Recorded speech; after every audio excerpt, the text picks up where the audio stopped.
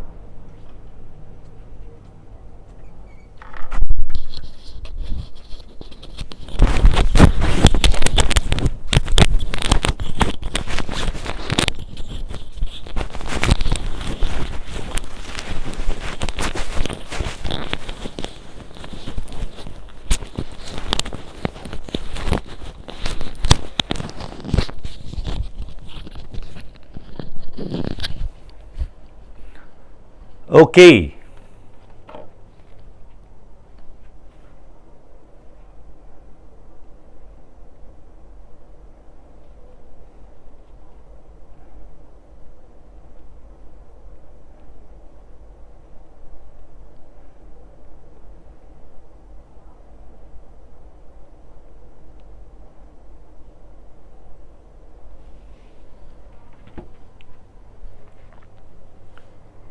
So,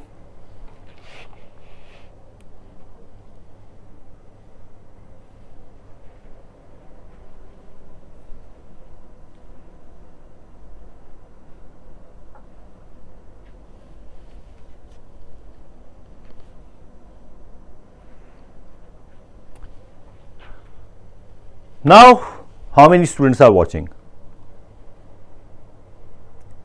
Jeetu Beta JL Scene, Ananya Sarkar, yes, everything is there and audible and visible. The session has been shared.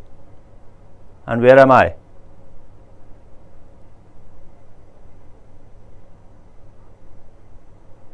Yes, it's quite late. So let's begin over with a session called Henry's Law and Raoult's Law, and it is live. First of all, about me, my name is Anoop Vashishtha. I am an MSc in Chemistry from University of Delhi. 26 years of teaching experience, lakhs of students have been taught by me. And now it is your turn to be taught by me and succeed in your endeavor to get selected in the NEET examinations. So first of all, let's get along with something called solubility. Solubility of a substance is the maximum amount that can be dissolved in a specified amount of the solvent, and that could be 1 liter, 100 grams, whatever we wish to call. And the solubility can be expressed in many of the terms. It can be expressed in terms of molarity, it can be in terms of percent by mass, it can be explained, it can be depicted in any of the formats.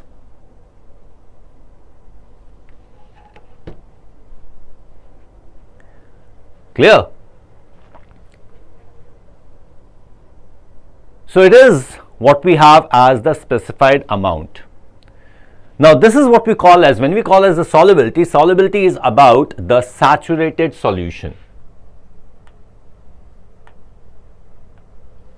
Okay, this is all about the saturated solution. So that is what we have as the solubility. And when we talk about the solubility of a substance, it depends on many factors. Something like the solubility of a substance depends in another, Most often we take the solubility in the solvent as a liquid, and in this particular chapter we are going to talk about the solvent as water. We can have any other solvent as well. Piyush says, sir, please define dipole and polar molecule. Piyush, you have a tendency to ask a question which is not related to the chapter which is going on. And if I answer your question, then in that case, the flow of the chapter will be broken. So, do this chapter first and ask me the questions later. Is it clear? So, here we talk about the solubility, and solubility is going to depend on what is the nature of the solute and the solvent molecule. It is also dependent on the temperature, because many of the solubilities, they change with temperatures, and I won't say many of the, I would say all of the solubilities, they are going to change with the temperature, and this also changes with the pressure. There are certain solutions in which the pressure does not have any role to play, and there are certain solutions in which temperature has no role to play, like gases. The mixing of the gases, that is not dependent on temperature. The gases mix in any proportion and they are always miscible with each other. And when we talk about certain liquids, then liquids might have a critical solubility or critical miscibility temperature. Critical miscibilization temperature is different, critical miscibility temperature is different. Here we are going to talk about critical miscibility temperature. So there is temperature, pressure, nature, that depends.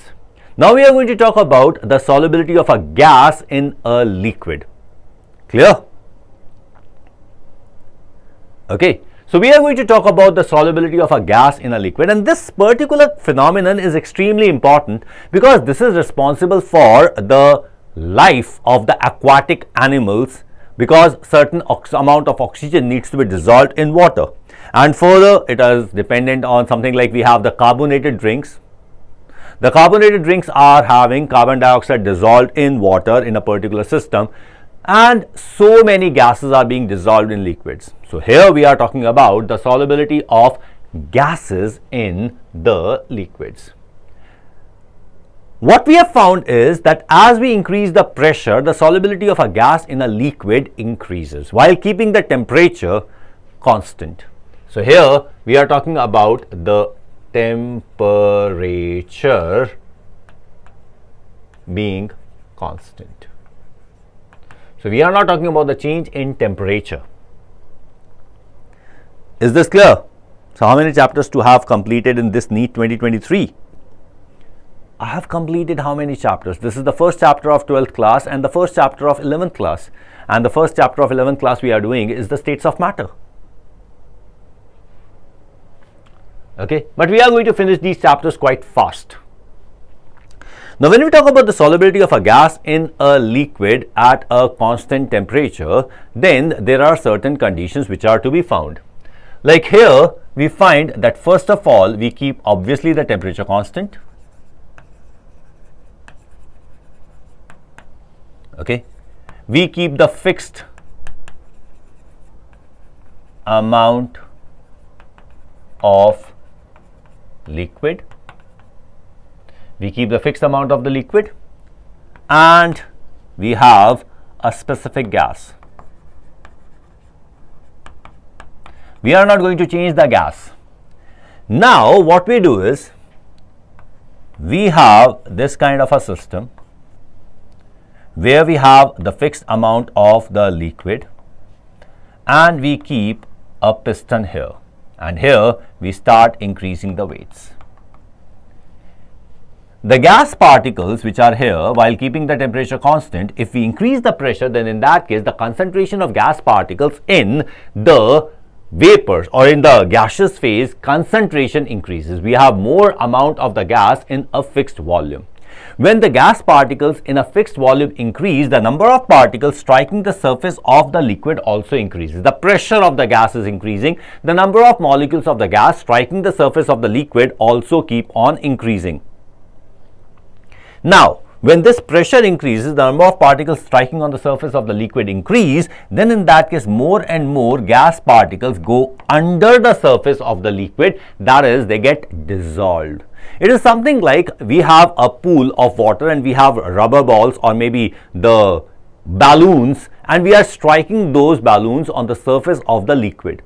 Now, more are the number of balloons that are striking the surface of the liquid, more is the chance of the balloon to go under the surface. even if they are not having kind of interaction with water, even if they want to remain over the surface of water, still if we are going to keep on striking the balloons on the surface of water, more is the number of balloons striking per unit time, more would be the number of balloons that are going to move under the surface. Is this clear? So that is what we find. All the students who have not yet liked, quickly press the like button. Okay, we have 10 students watching, we have 10 likes. Clear? So as the pressure is increasing, we find that the concentration of the gas molecules in the liquid keep on increasing. We have so many methods of telling about the concentration, but in this case the concentration unit that we use is what we call as the mole fraction. So what we find is that the mole fraction of the gas inside the liquid is directly proportional to the partial pressure of the gas. By knowing the mole fraction of the gas in the liquid, the partial pressure of the gas over the surface of the liquid can also be determined. We can simply say that the partial pressure of the gas, now this is Pi, we can have lot many number of gases, it could be simple gas, or we could simply say this is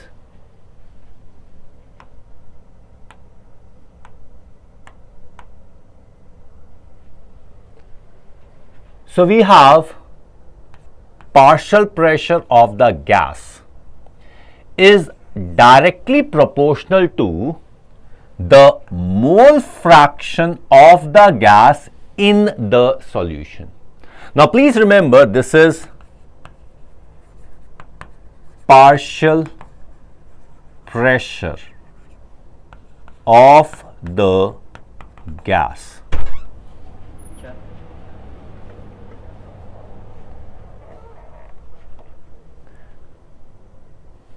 This is the partial pressure of the gas, and this is in the gaseous phase.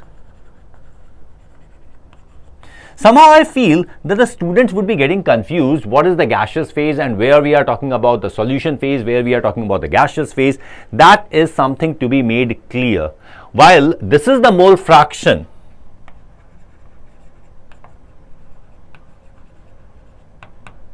of the gas in solution, that is the liquid phase. Clear? So this is a direct proportionality. Arman, what exactly needs to be repeated here? I said that the partial pressure of the gas over the surface of the liquid is directly proportional to the mole fraction of the gas in the liquid.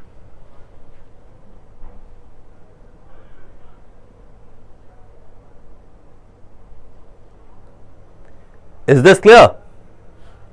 Okay. Now this is a proportionality. Now to convert this proportionality into equality, we need a constant. So what we do? This particular proportionality was proposed by Henry. So this constant which we use to equate it is called Henry's law constant. So we have the partial pressure of the gas is equal to Kh into mole fraction of the gas in the solution. Now what is this Kh? Kh is equal to Henry's law constant. Now this Henry's law constant basically depends on two factors. I would say not two factors, but I should say three factors. One, it depends on the nature of the solvent.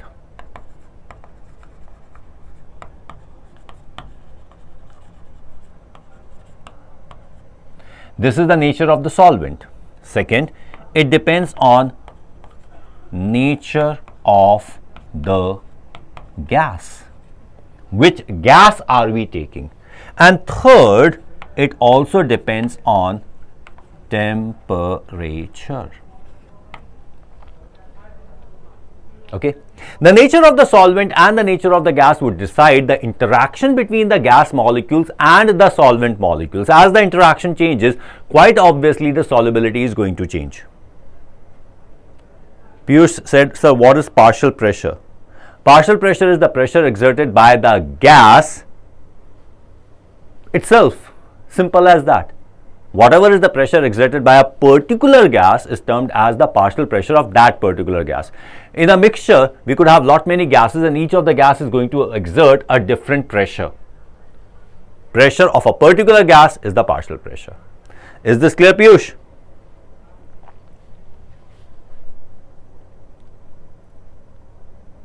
Okay. Clear? And NEET 2023, it is NEET 2024 that we are preparing for. This particular chapter is for NEET 2024 and NEET 2025, but this is the 12th class chapter, so I can consider that this is going to be the people who are appearing for NEET 2024. Clear? So that is what we are considering Henry's law constant. Now, a bit of calculations, a bit of derivations. The typical derivation is that when we talk about this mole fraction, now mole fraction is nothing but the solubility. Mole fraction is nothing but the solubility. This solubility is equal to the partial pressure of the gas divided by Henry's law constant. So we can very easily say that as the Henry's law constant increases, the solubility of the gas would decrease. So we can simply say higher is the value of KH, lower is the solubility of the gas. Clear? Higher is the value of KH, lower is the solubility of the gas. Can you understand this particular thing? Arman Ali says, sir, what is mole fraction? Beta, we have already done the chapter called some basic concepts of chemistry, in which we have done the concentration units. Please go ahead and see those lectures where we are going to talk about the mole fraction.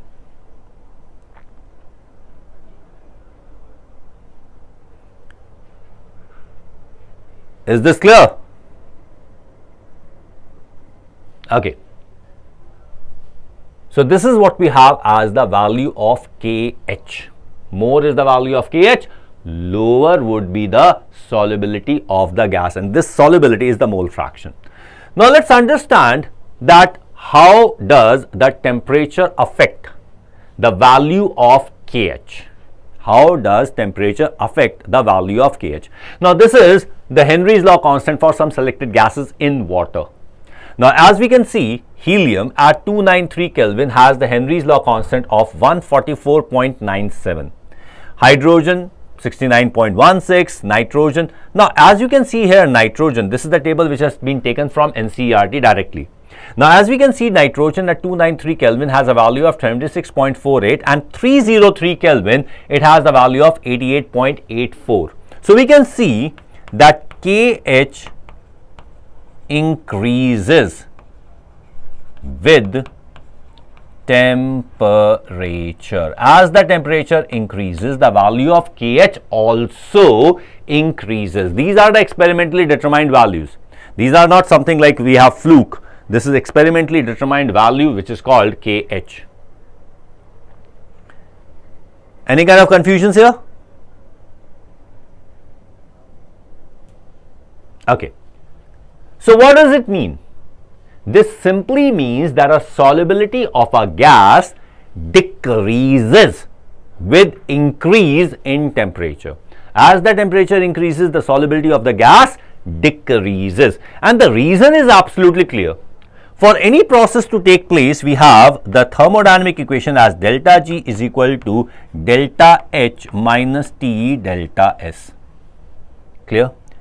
For the solubility of a gas in a liquid, as we increase the solubility, more of the gas is dissolving, the moles of the gas decrease.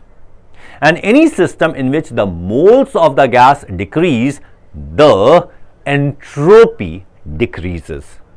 For the solubility of a gas in a liquid, delta S is negative.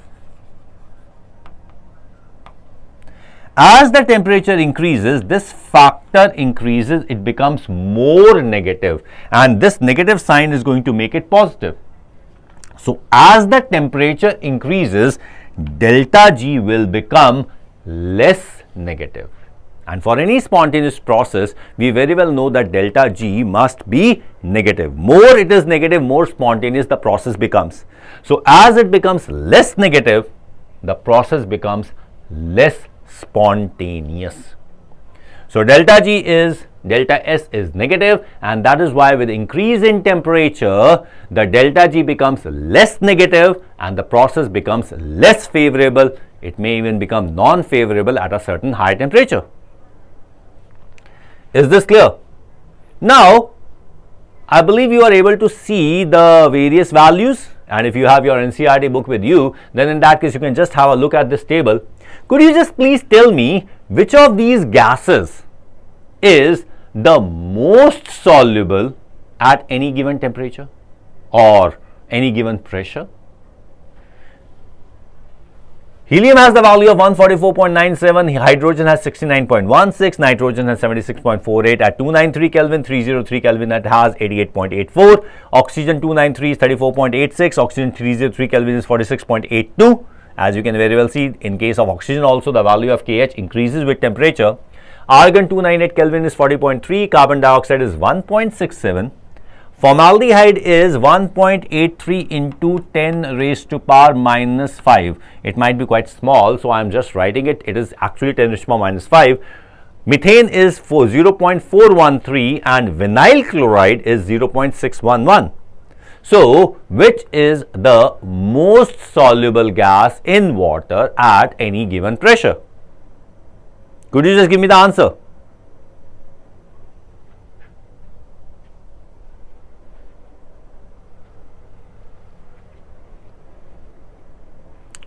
Which is the most soluble gas? Nobody is giving the answer.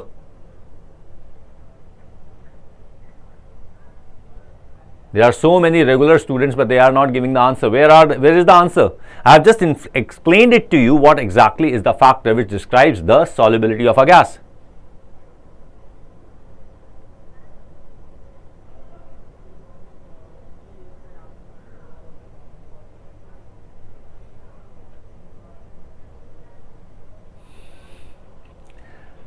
The gas which has the least value of Henry's law constant is going to be the most soluble, which in this case turns out to be formaldehyde. And a very peculiar case is that methane is more soluble than carbon dioxide at the same pressure. Vinyl chloride is also even more soluble as compared to carbon dioxide. Helium has the least solubility in water. Now, here comes the answer that helium is used to dilute the oxygen gas for deep sea divers because helium has an extremely low solubility in blood. Blood, again, that is water, and that is why it is used. Yes, Priyanshu, the answer is formaldehyde. Arman, it is not methane because formaldehyde has a lower value as compared to methane. Methane is actually 0.413. Formaldehyde is 1.83 into 10 raised to power minus 5, that would be 0.000000185. So, that is extremely low value. Is it clear? Arman, any confusions here? So, that is what we have as the methane. Is this clear? So, that is how we can talk about which is the least soluble gas. So, when you talk about the effect of the temperature, the solubility of the gases in liquids decreases with the rise in temperature. When dissolved, the gas molecules are present in liquid phase and the process of dissolution can be considered similar to the condensation, and heat is evolved in this process because gas are going into the liquid phase. We have learned that the last section that the dissolution process involves dynamic equilibrium and thus must follow the Le-Chatelier principle. As dissolution is an exothermic process, the solubility should decrease with increase of temperature. And further, solubility leads to a decrease in entropy, and since it is leading to the decrease in entropy, delta S is negative. T delta S becomes more negative with increase in temperature, and delta G becomes less negative or even positive with increase in temperature. Is this clear?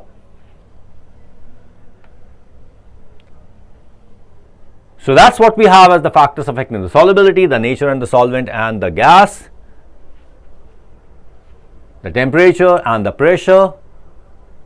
As far as the nature goes, the polar gases dissolve in polar solvents and the non-polar gases in non-polar solvents.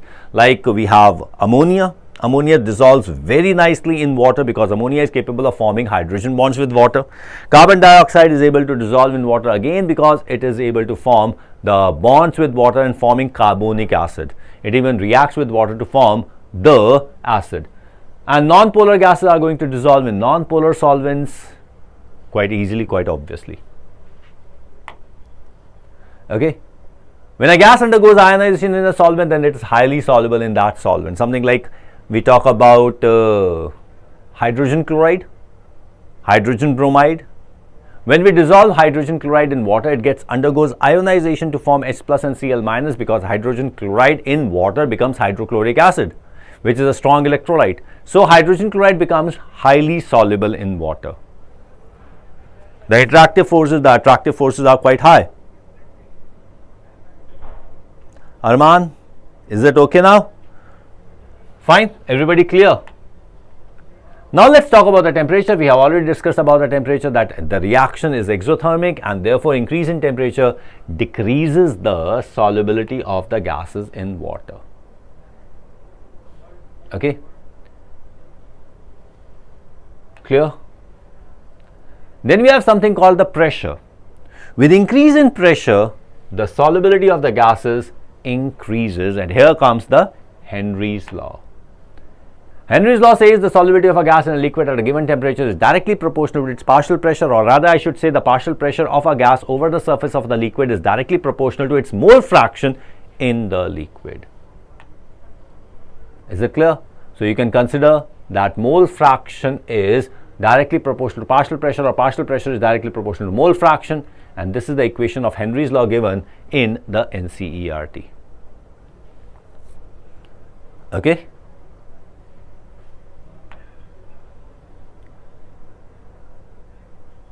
So gas is in the equilibrium with the liquid solution. As we increase the pressure, the moles of the gas inside the liquid increase. Is this clear?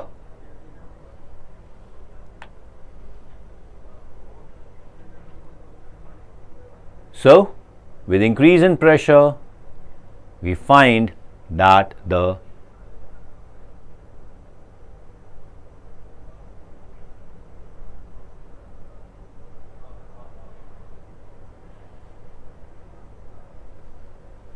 clear?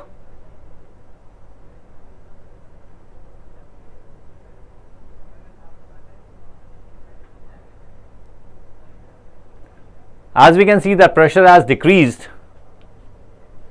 We find that the gas solubility is removed. Clear? Any kind of confusions here? Anything you want to ask?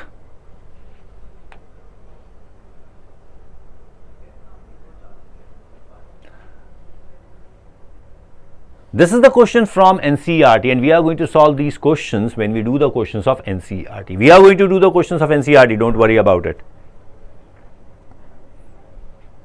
Is that clear? Now we talk about something called the vapor pressure. Okay? Let's discuss something about the vapor pressure. What is vapor pressure? Let's see, we have a container. Now this container contains some liquid, maybe water, maybe some other liquid or whatever it might be. Now the particles on the surface of the liquid, they have a low attractive force with the bulk. The particles on the surface are being attracted from only one side, and that is why they easily escape out from the surface. Now these particles, they escape out from the surface of the liquid by absorbing some energy from the bulk. Now when these the particles, they move out, they actually decrease the overall kinetic energy of the system, and since these are the highest energy particles, they decrease the average kinetic energy of the system. The average kinetic energy of the system is temperature. So as the particles move out from the surface of the liquid, the average kinetic energy decreases and the temperature decreases. The escaping of the particles from the surface of the liquid is termed as evaporation. Vaporization from the surface is called evaporation. Vaporization from the bulk is termed boiling. So here we are talking about evaporation, and since evaporation is going to take away the energy from the bulk, it is going to create a lower temperature, and from there comes the statement, evaporation causes cooling. I believe you have heard this particular statement many a times. Evaporation causes cooling, and evaporative cooling is there in your coolers, the air coolers, the evaporative coolers, and that clay pot, matka, that cools the water due to the evaporation. Okay, so that is what we have as evaporation causes cooling. So this evaporation, when we talk about the rate of evaporation basically depends on three factors or two factors. Rate of evaporation, we are going to talk about rate of evaporation per unit area. Otherwise, as we increase the area, as the surface increases, the evaporation would increase, the rate of evaporation increase. But we are going to talk about the rate of evaporation as per the evaporation per unit area per unit time. Now that is going to depend only on two factors, and those two factors are, the first one, the nature of the liquid, and second one, the temperature. Other than that, you can change anything you want and the rate of evaporation per unit area would remain the same. Well, we need to understand that if we are going to increase the surface area, then in that case the evaporation is going to increase.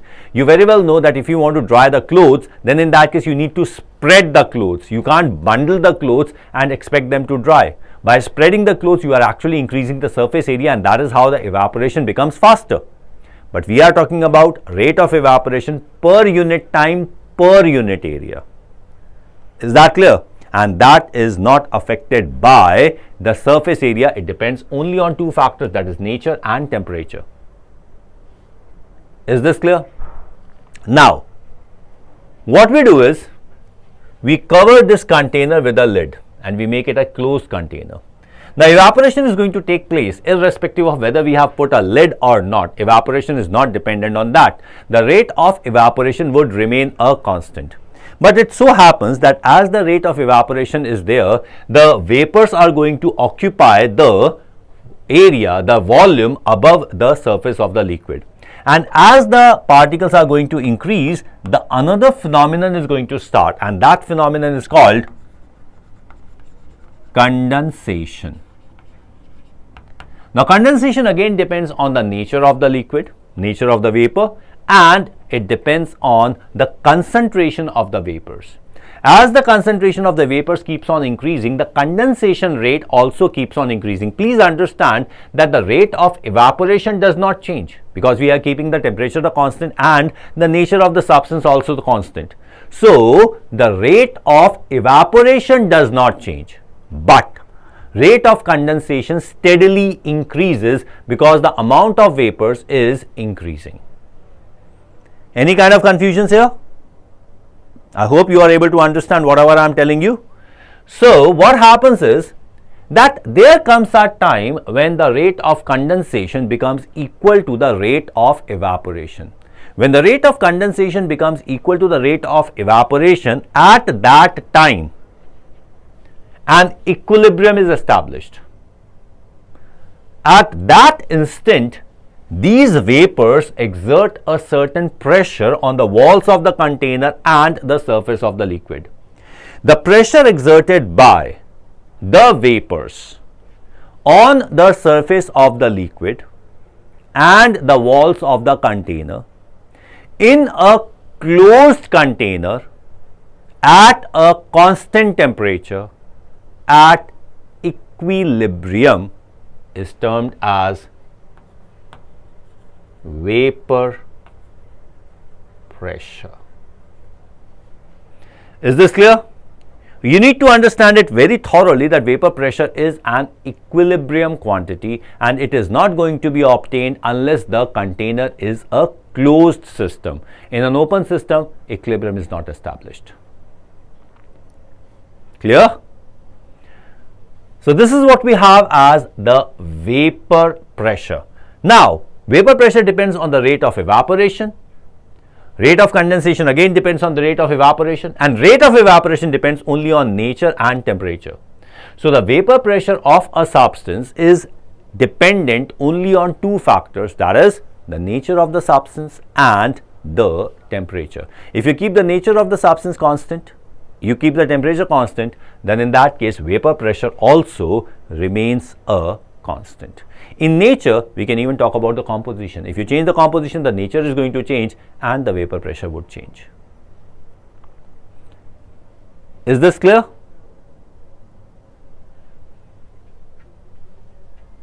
Any kind of confusions here? So once we have talked about what is vapor pressure, let's consider a peculiar case.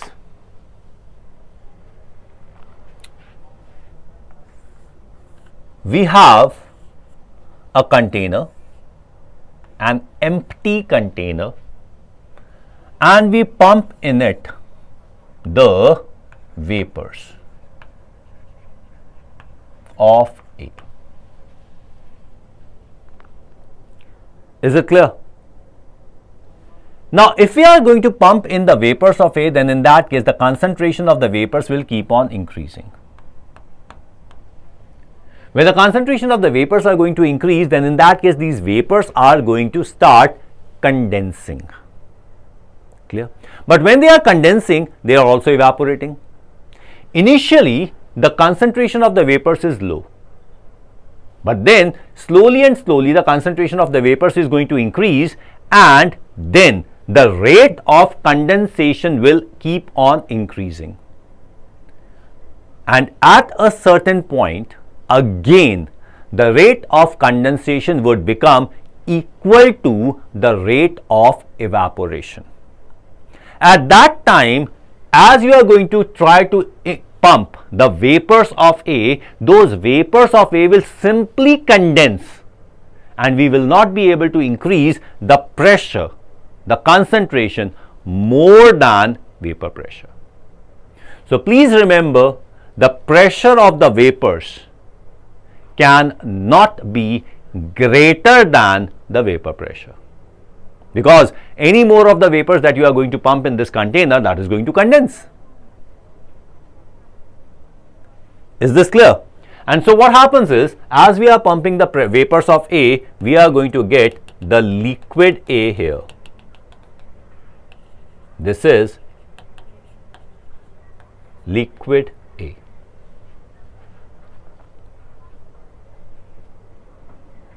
Any confusions here?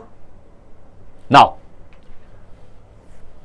as we are pumping it, we may consider that this is a gas which is dissolving in the liquid.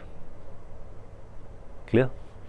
So here, the pressure of the gas on the surface of the liquid will be directly proportional to the mole fraction of the gas in the liquid, or in fact, in place of gas, we should be calling vapors.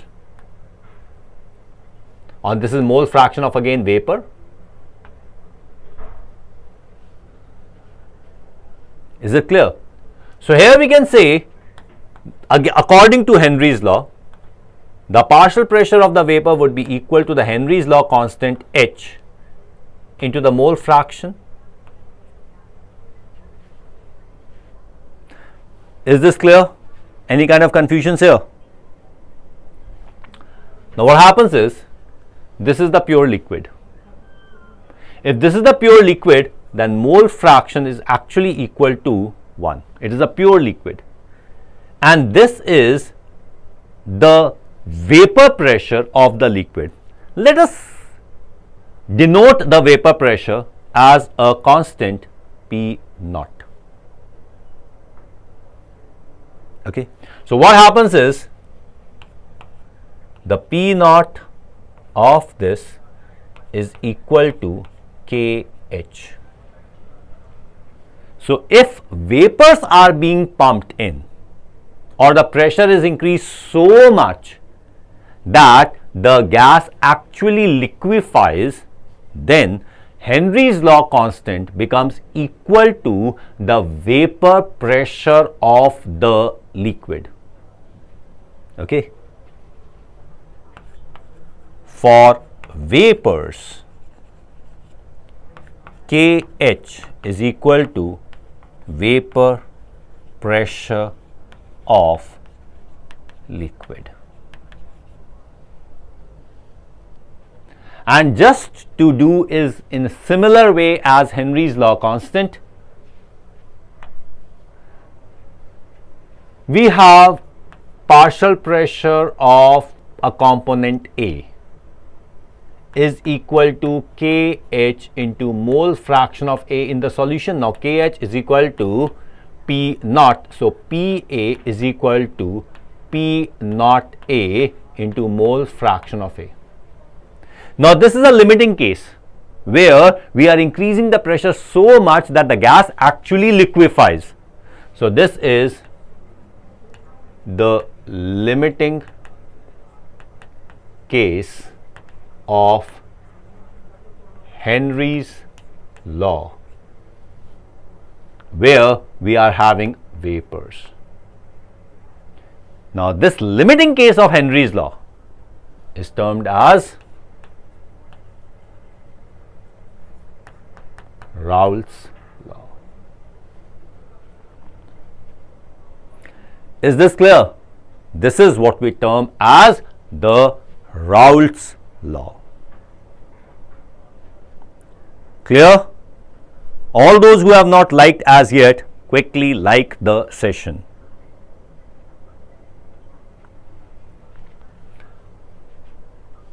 Think over it. Anybody has to ask anything, go ahead and ask it.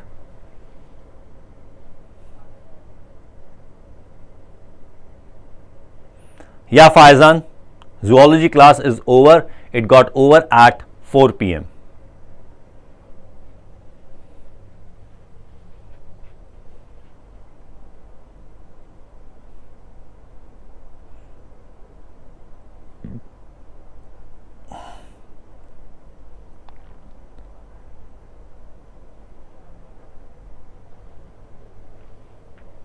Anybody has to ask anything here?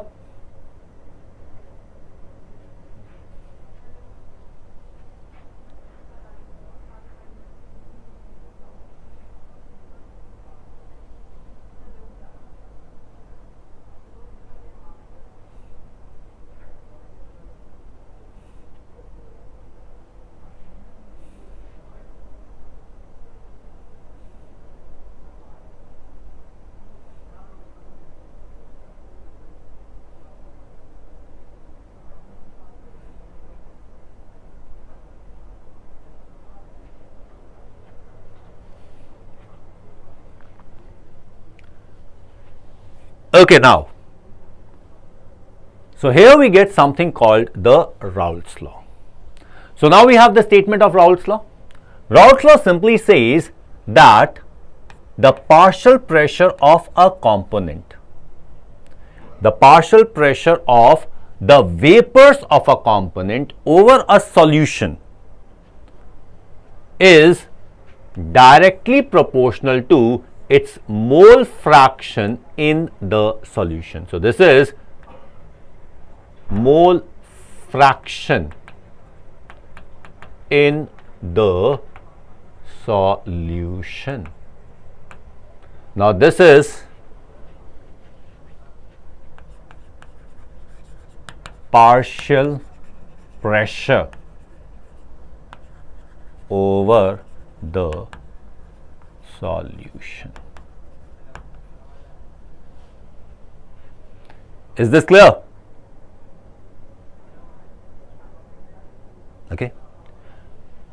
Once we have talked about this, the partial pressure over the solution and mole fraction in the solution, we can equate it, and we have PA is equal to P naught A mole fraction of A, where P naught A is the vapor pressure of pure A.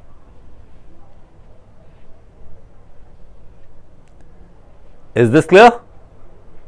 So, P naught A mole fraction of A is the vapor pressure of pure A.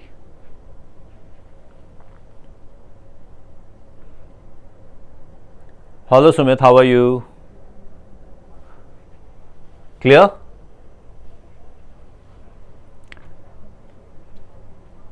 Now, it's not a compulsion that in of course, it is a solution, so it is having at least two components. So, there would be at least two components in the solution. Let us consider a binary solution. Let's consider a binary solution. What is the meaning of binary solution? Binary means solution with only, or I should say exactly, two components.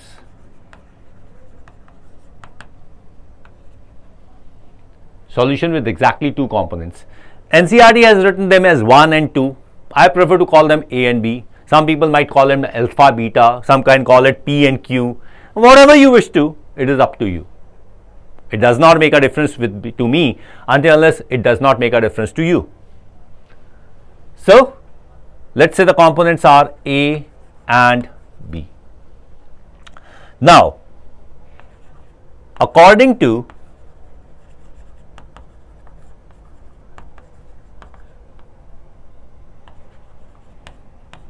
Raoult's law, partial pressure of A is equal to P naught A mole fraction of A. Partial pressure of B is equal to P naught B mole fraction of B. Clear?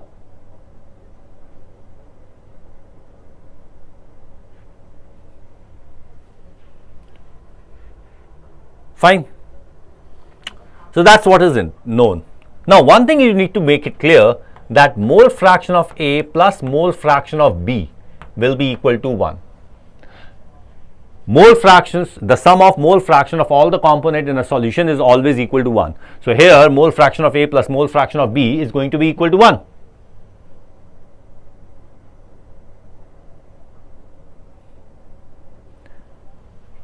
And here that would mean that mole fraction of B will be equal to 1 minus mole fraction of A.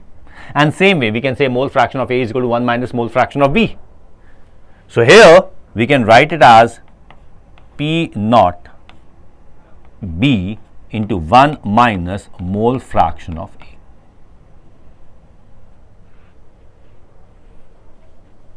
Is this clear?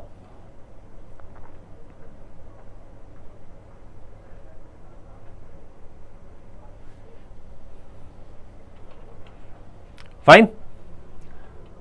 Having talked about that,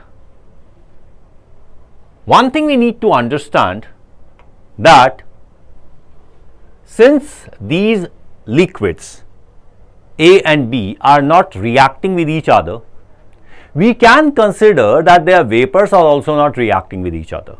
If the vapors had been reacting with each other, then ultimately the entire liquids also would have reacted with each other. So, vapors behave as non-reacting reacting ideal gases. Vapors behave as non-reacting ideal gases. And for non-reacting ideal gases, Dalton's law of partial pressure is valid. Clear? Dalton's law of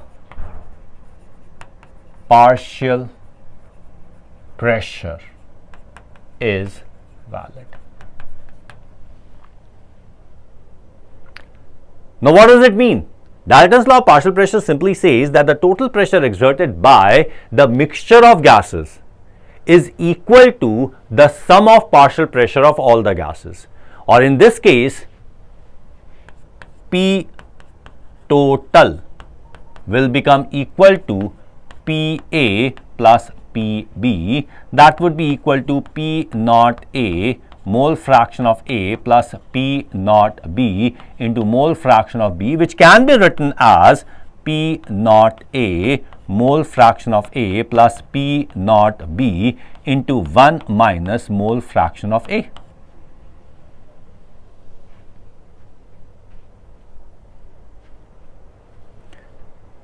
Is this clear?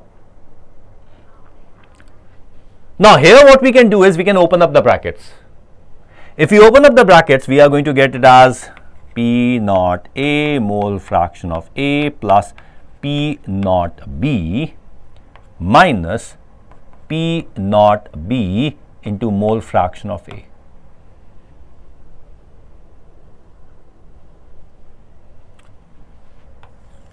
A little mathematics. I won't even call it a mathematics because we are just going to club together the mole fraction of A, that is the variable. These are the constants. So, what we find is P total is equal to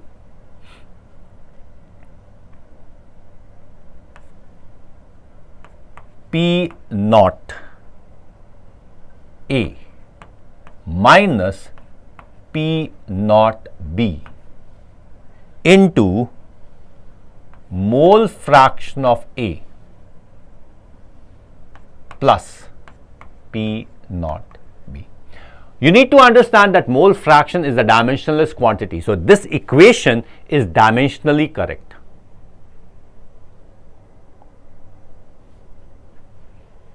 Have I done it right? Yes, I have got it right. Clear? Now, this is actually the equation of a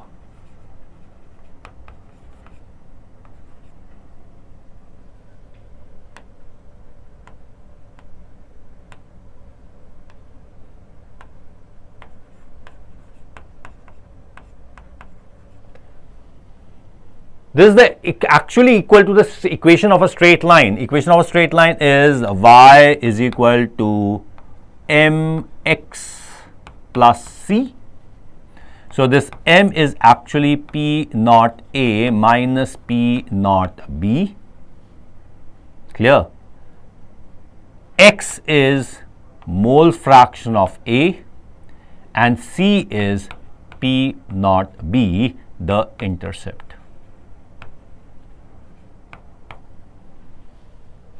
Clear? Now, please understand that here I have not ever said that P naught A is greater than P naught B. I didn't say that. If P naught A is greater than P naught B, then in that case the slope would be a positive slope. It is going to move upwards. And if it is a negative, then the slope is going to move downwards and it will be a negative slope. So, I have absolutely not restricted that this has to be the condition. It could be anything and you are going to get the graph accordingly. Is it clear? Welcome Shubham, how are you?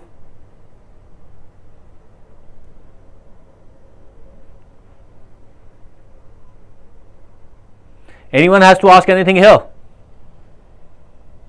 Have you copied it down? Well, I am talking about the various questions that can be asked from this particular topic, wherein we can have a graph as well. So, you may be asked a graph. You may be given a graph, and this is what we are going to have the graph as. Here we have PT.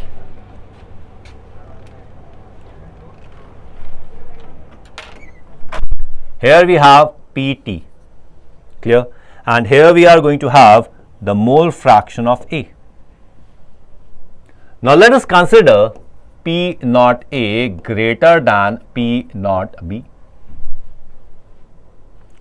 The graph would go like this, where this is P naught B, this slope is P naught A minus P naught B, that is going to be the slope, and wherein we have the value of mole fraction of A as 1, this is going to be P naught A.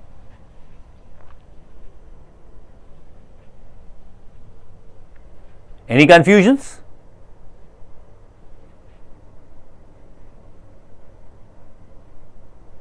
What kind of a screenshot you want, Shubham?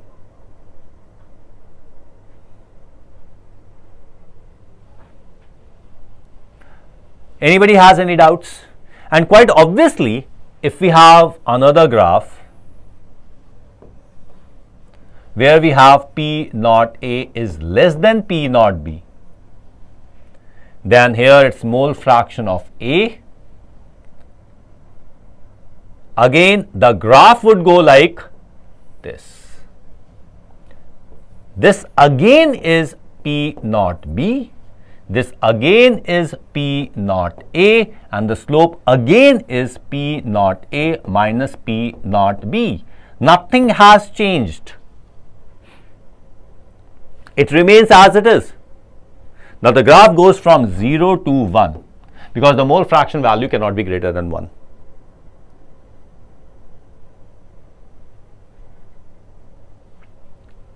Is this clear? So that is what we have as the mole fraction value, and this is the graph if A is greater than B or B is greater than A. Hardly makes any difference.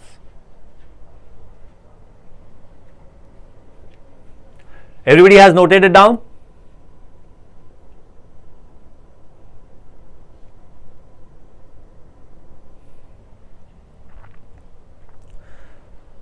So that is what we have as the Raoult's law combined with Dalton's law. So the equation that we are going to use in the maximum time is P total is equal to P naught A into mole fraction of A plus P naught B into 1 minus mole fraction of A, or you can say mole fraction of B. Clear?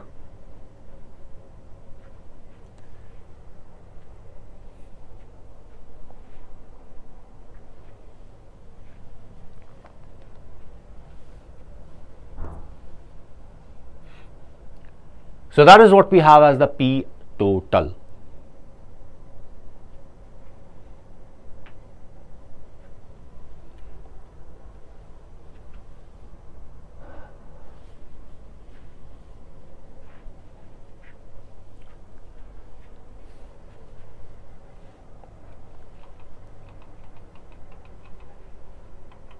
Clear? The vapor pressure of the liquid solutions, the total vapor pressure over the solution can be related to the mole fraction of any one component. That's what we did. We related it to mole fraction of A. Total vapor pressure over the solution varies linearly with the mole fraction of the component 2. Okay, we can have the mole fraction 1 as well. Depending on the vapor pressure of the pure components 1 and 2, total vapor pressure over the solution decreases or increases with the increase of the mole fraction of component 1. Clear? So you can have any mole fraction, you can have any component, doesn't make a difference, doesn't have any problem. So this is Raoult's law for the mixture of two volatile miscible liquids.